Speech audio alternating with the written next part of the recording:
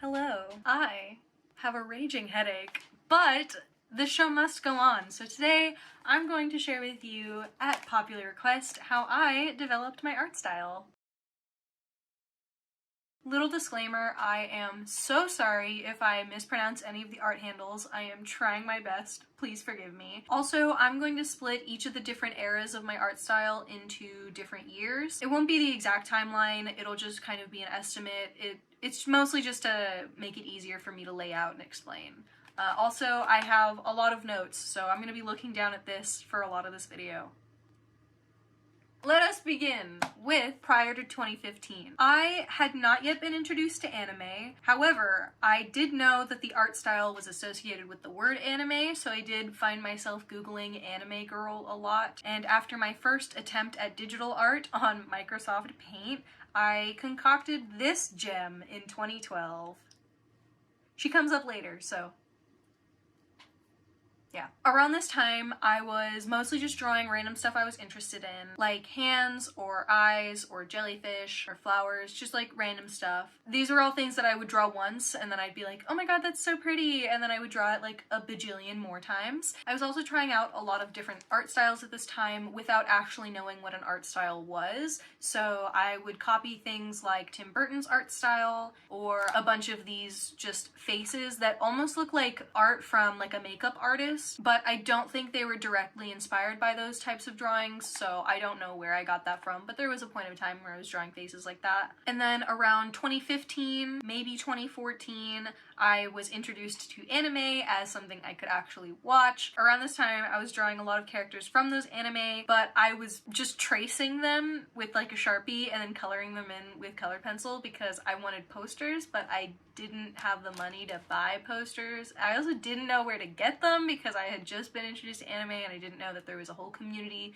of people online. Anyway, because I was mostly drawing to display and not to grow my artistic abilities at all, I did not really like fan art that wasn't done in the original style that the characters were in, so everything that I did was in the style of whatever I was drawing. So all of the Black Butler characters looked like Black Butler characters, all of the, well, at least to the best of my ability, all the Soul Eater ones looked like Soul Eater ones, etc, etc. And around 2016, I was introduced to art Instagram, and I tried to start my own under the name Mono Basket, but then was quickly locked out of that account, and then I moved to Kono Basket, so yes, Mono Basket is still up and running today.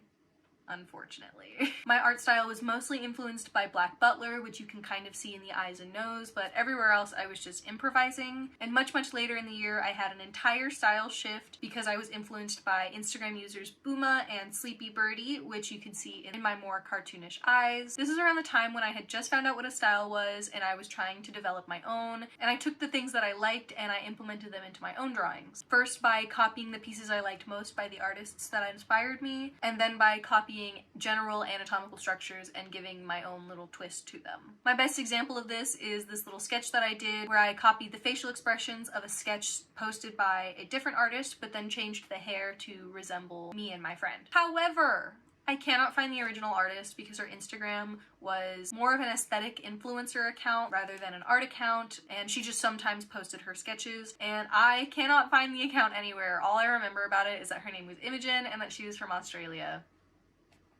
Heartbroken. And I had two styles at the time. One was the more cartoon-like one, and the other one was a little bit more anime-like, with hexagon-shaped eyes, which I believe were also inspired by Black Butler, specifically Mei Rin's eye shape, just with more exaggerated angles. And there's also a really specific nose that I would draw for all of my characters, and I know I got it from an Instagram artist, but I cannot for the life of me find who it was. Oh, also, all of the other artist examples that I show are going to be from the time that they were inspiring me, so like if I show some of Sleepy Birdie stuff, it's gonna be from like 2016, not any of her current stuff.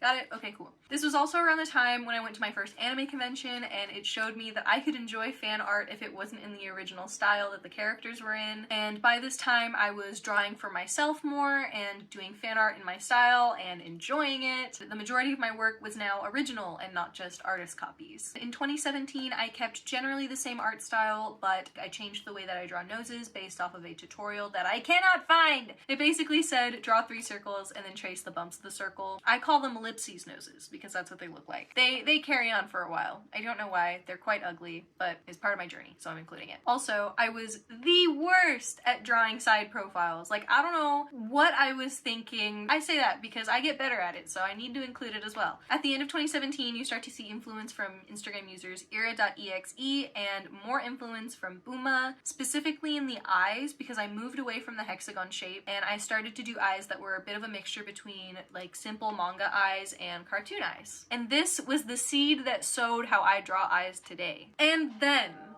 in 2018, I had my own personal art revolution because I was putting my back into developing my art style, and I was determined. I was also introduced to art YouTube, and I was met with a glorious plethora of beautiful sketchbooks and sketchbook tours. I was incredibly inspired by both the ones that I saw on YouTube and ones from my friends, specifically my friend Cece, who was a gigantic inspiration at the time, and we don't talk much anymore, but she's a streamer. It's down in the description. This sketchbook revolution changed my art forever. I stopped ripping pages out of my sketchbooks. I was dead set on finishing a sketchbook, and I did. And let me tell you, the pride and joy I felt from looking at a thick, colorful, nice, finished sketchbook made me want to complete another.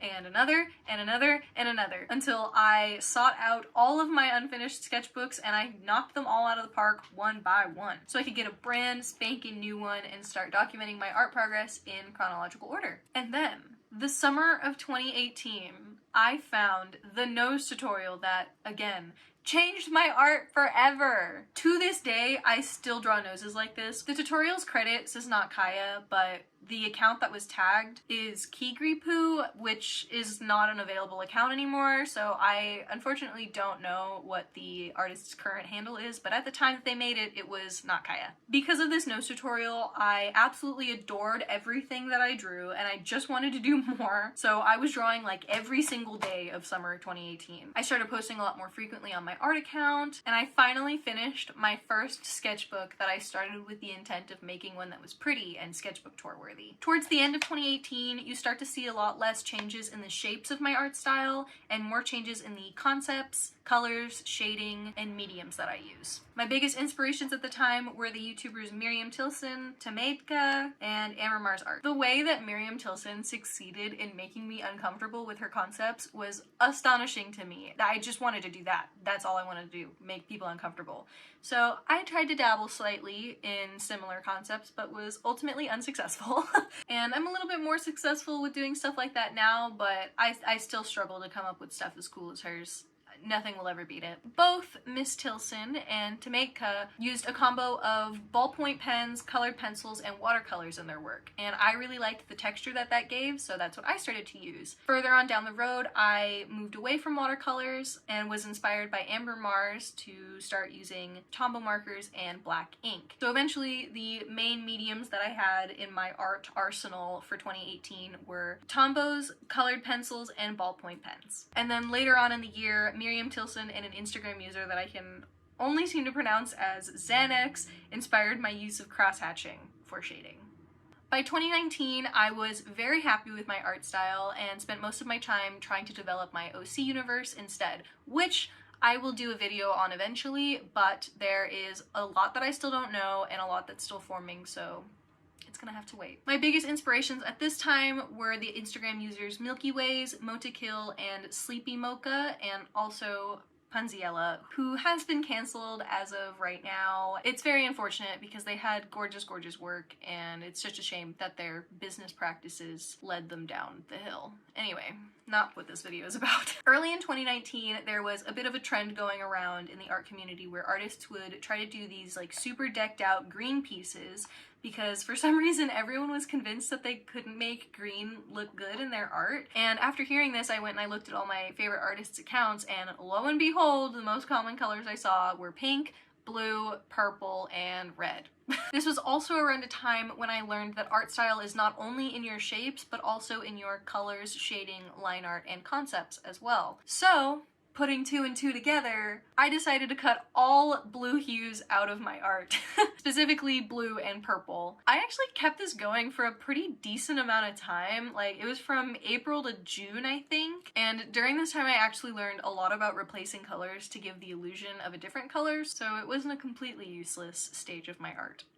Mid-2019 consisted of illustrations of me, my characters, my friends, and any character fan arts that I wanted to do. I also did the 100 Heads challenge at this time, which massively improved my facial anatomy and just solved any like same face syndrome that I had. I did a lot of these drawings in my sketchbook and then colored the backgrounds in digitally, and then eventually I switched to tracing the entire sketch digitally and totally rendering them on the computer. And at first, my art tablet, which was handed down to me by a friend, thank you to her, didn't detect any pressure sensitivity or did any stabilization of any kind, because I was really new to the whole thing and I did not know what drivers to install. And then, well, first I didn't know that I had to install drivers, and then when I did know that, I didn't know which ones to install because I didn't know what type of tablet it was. And then for Christmas, I got a new art tablet and I did know what drivers to install, and I did that, and my digital art improved tenfold. At the time, I was using Paint Tool Sai. Now I use Clip Studio Paint, but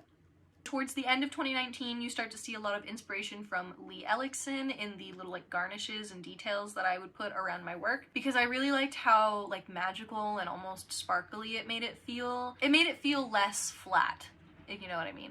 This is also around the time when I started drawing hair the way I do, which I believe was influenced by the Instagram user Akatsie? This one. Gradually, I started to add more and more little white dots to the hair of my characters, and until eventually I just liked it better when it looked like someone had a galaxy in their hair. And then in 2020, the pandemic has begun, and I was suddenly given a lot of time to practice drawing. I started playing around again with a second style, something a little bit more chibi-like, easier to draw, quicker to put out. At first, I was heavily inspired by Animal Crossing characters. Then it became a combination of the milky candy, like Peko-chan face, which you see in the eyes and mouth, and the nose and hands of Animal Crossing characters. And throughout 2020, my art style was pretty consistent with these two themes, until I did the art style bend challenge, which was where you asked a bunch of people what the main traits of your art style was, and you draw something contradicting all of the traits that you're given. And I ended up liking this flipped style so much that I ended up converting it to the chibi style that I use today. Also, I got way better at side profiles. I don't know what happened. Something just clicked in my head where I was like, okay, I'm still working on it though. I'm still not the best. Eyes from the side, very difficult for me. And then came Drawtober 2020, the second installation to my art revolution. This chapter, the Space Age, or more specifically, the inspiration from Ocean in Space. This is a user that I found on TikTok, but they're also on Instagram. I discovered them right as Drawtober started, and they introduced me to Clip Studio Paint and all of the sparkly star garnishes that I use today. I also learned how to draw teeth during this time, so that was a big theme throughout my Drawtober stuff. And my biggest inspirations at this time were the Instagram users Maku Guapu, Lucy-Art, Zeke's Lunchbox, Dorotero, Brit's Art and Stuff, and Vertigo. This was the first year I was ever able to finish a prompt list, and not only did I finish one, I finished 3! I was totally abusing the overlay and multiply layer modes in Clip Studio Paint, which I still do to this day because most of the stuff that I did in Drawtober I didn't change because I liked doing it so much. My art style has not changed that much since then. Drawtober 2020, like the 100 Heads challenge, offered very rapid improvement for my art. And speaking of the 100 Heads challenge, at the end of 2020, I did it again! It was really interesting to see how much Drawtober had influenced my ability to draw a face. I loved seeing the difference between each face and how much progress I had made in just a year. and the second time I completed it, it was much faster than the first time I completed it. And at the very end of the year, I was the happiest I had ever been with my art style, and the biggest thing I learned from 2020 is practice, practice, practice. It pays off. In 2021, I started using a lot more saturated colors because I discovered the saturation layer mode on Clip Studio Paint, and I tried to start using more traditional textures in my digital art, which was inspired by Pauline Penn Hewitt illustration. And eventually I started focusing on traditional art to get it up to par with my digital art. And then for a while I just needed to take a break from visual art as a whole, and I focused a little bit more on my ability to create wearable art. Today I'm getting back into visual art again. I'm working a lot more in my sketchbook, and I'd like to start making tweaks to my digital style. I'd like to thin out the line art, blend more colors instead of using cell shading, and my inspirations now are not just visual artists like Ross Draws, Sam Does Arts, and Plastic Petco, who also does gorgeous 3D art, but also musical artists like Nova Twins, Jasmine Bean, and Remy Wolf, and designers like Selkie, Girl Slug, Lirika Matoshi, and Tortures. And now you're up to date on how I developed my art style and where it is right now. And I hope you enjoyed this video because it was a doozy to plan. And I hope you're staying hydrated and healthy and creative and safe. And I will see you in my next one.